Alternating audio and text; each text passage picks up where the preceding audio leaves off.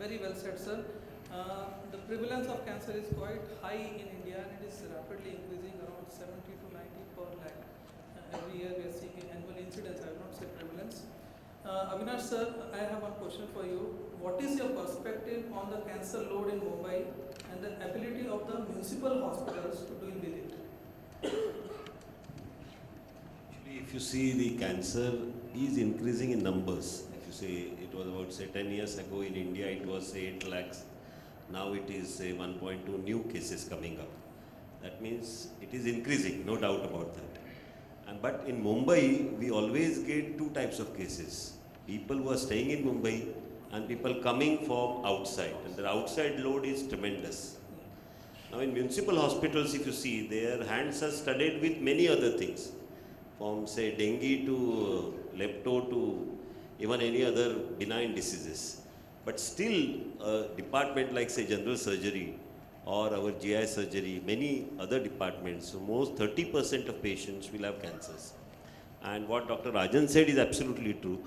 We are now seeing many patients which are curable kind of a thing. I mean, once upon a time, if somebody has a leukemia, we used to say, okay, he's gone. Today it is not so. A young child of leukemia can have almost reasonably 90% cure in many cases. So I think we are changing the type of patients coming to us.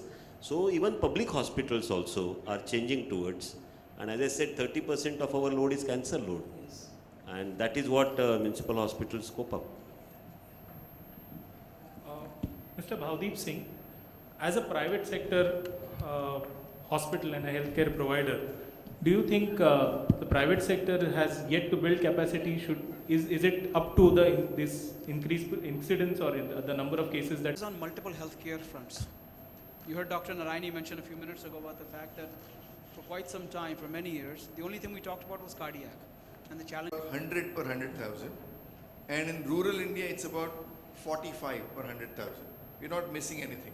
We have registries with house-to-house survey that diagnose all cancers in rural India in the pockets that we are running registries, and it is 40 to 50 per 100,000. So that's the kind of transition that we have. And the best part is that out of these 100, almost 70% are preventable cancers. 40% attributable to tobacco, about 15% attributable to obesity, which is an urban at all. And it's entirely related to infections being taken care of by good hygiene.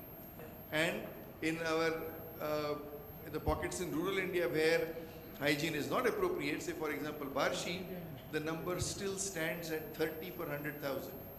So it's same as what Mumbai was about 25 years ago, and it has not changed. But our Muslim brethren, whether in Barshi or in Mumbai, in either of these places have an incidence which is 5 per 100,000, which is much less than what United States has. And it's entirely related to personal hygiene, wherein That you have had. Now, before I know you have gone through a personal journey which had its with cancer, with this brush with cancer and the book, Yes. which was so nicely written. What is now the difference you observe when you were not, when cancer was something distant and now when it is something when you have experienced personally? Well, first of all, good evening, everyone here. Thank you so much for inviting me. First of all, I want to, for people who have not read the book or don't know about my son's cancer, I'll give you a bit of a lowdown on what happened in 2014. My son was at that time 3 years, 10 months, and he was diagnosed with a condition called Wilms tumor. It's a very rare case of kidney cancer. It happens to a very small percentage of kids worldwide. And my son happened to be part of the unfortunate percentage of kids.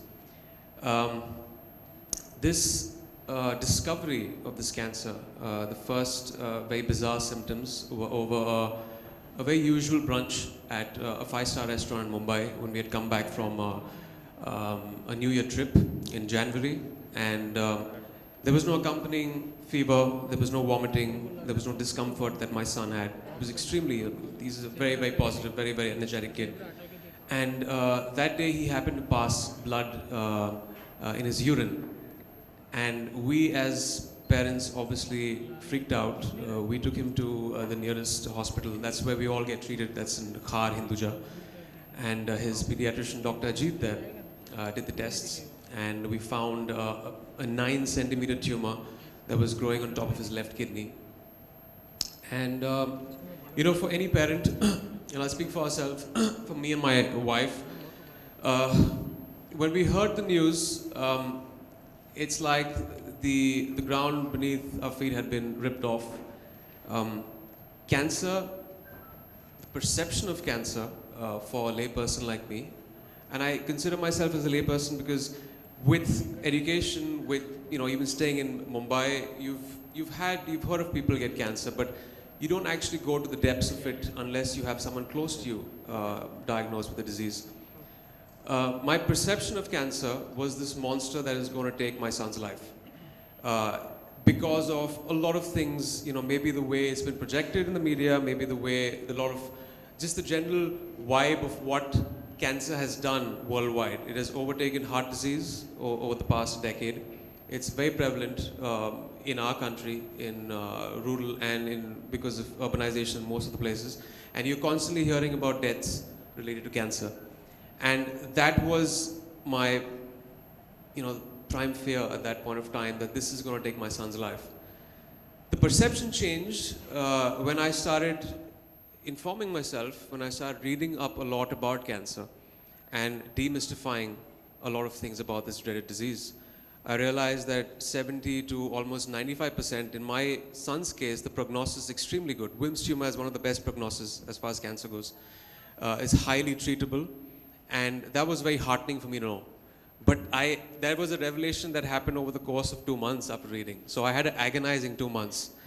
And, but still, it really took the life out of us when we heard the news. There's no way of encompassing that in words or trying to explain what a parent goes through. It's worse than being confronted with your own mortality, hearing that your 3-year-old son has got cancer. And our lives have changed ever since. We've started living a very new kind of normal. You make peace with the cancer in a way.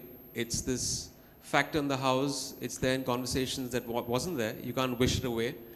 And your perception changes, and then you have to fight the good fight against this disease and make sure you don't let it get the better of you or your family. And that's exactly what we did. Yeah, Emraan, I think I just read through the book, and you have constantly mentioned a positive message there. I mean, Superman. We use the analogy of superheroes in the book. So I think, do you wish that in some ways the media should, or the general public should have more positive news coming out? Because as I always tell my patients, a lot of times, people proudly say that I've got an angioplasty done at a 7-star hospital, but nobody says that I've got cancer treated at an XYZ place. So do you think that kind of positive news should come out? More people. I just wish positive news sold as much as bad news did. That's the unfortunate part. But yes, I mean, there's also projections in the media that bring about positive effects of cancer, but there's no running away from the fact that it is the major killer worldwide today. So there is this dread that, there is this underlying feeling that what if, and another reason is when you have something like a diabetes or a heart, you deal with it, you have terms that you are constantly have been thrown towards you, which is 5-year survival. Your fight doesn't end after your chemotherapy or radiation. It is another psychological problem you go through for 5 years. We're still dealing with it. My son is on 2.5 years now, which is, he's out of the red right now.